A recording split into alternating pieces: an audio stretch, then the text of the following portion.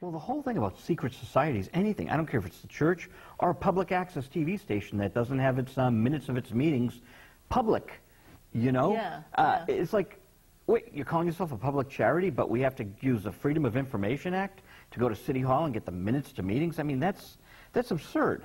I know. Where's the transparency? So whenever you have secrecy, it just breeds problems. I'd like to do something that I haven't done on the show before. I'd like to read from your book. Great. Have you comment, and then you can read from the book. All right, that sounds good. All right. Molly and Bobby's weekend getaway to the White Mountains never occurred. The O'Briens were too busy with social functions in preparation for Susan's wedding over Memorial Day weekend. Molly was a part of the bridal party and was called upon to show up at every event. There were two political parties prior to the wedding, one of them held at the Hotel Continental in Cambridge to honor the soon-to-be newlyweds. All of the politicians from Boston would be present. It was an important political move for the senator to have this event for his own reasons, and he expected all of his children to be present. The first event was to be held at the Stafford Club on Commonwealth Avenue in Boston. This was a party to introduce Susan to the members of the women's club her mother was a member of. Molly was instructed to be on her best behavior. Snobby socialites, Molly thought. Women who judged and looked down upon everyone if they didn't fit into the upper echelon of Boston society.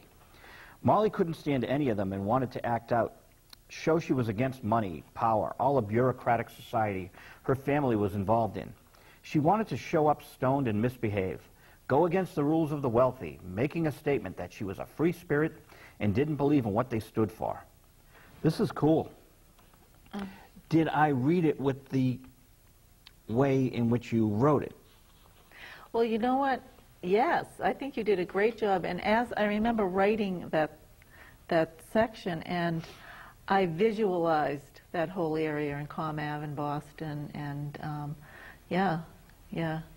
and that's how Molly was. She was very rebellious, and she wanted to act out. And she, you know, if we go on, she did not act out. She behaved. Ah.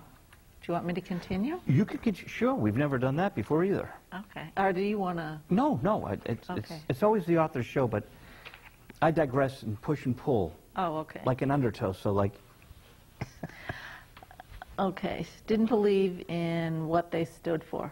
But then she thought of her sister Susan. It was her celebration, and Molly didn't want to embarrass her. So she behaved.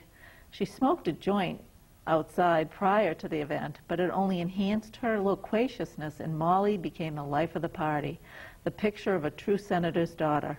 Most of her mother and father's constituents were impressed as Molly discussed politics, such as her belief that President Johnson should start de-escalating troops from Vietnam, that the war was useless, too many men were getting killed, and more moratoriums should be held in protest of the war. Mrs. O'Brien was surprisingly impressed by Molly's knowledge of the war and her conviction that it should end. Bobby, now Bobby was her boyfriend in high school, was allowed to escort her to the second event at the Hotel Continental. Word got out that Bobby Angelo was going to sign a contract with the Mets. Many politicians approached him that night asking if he was going to go pro.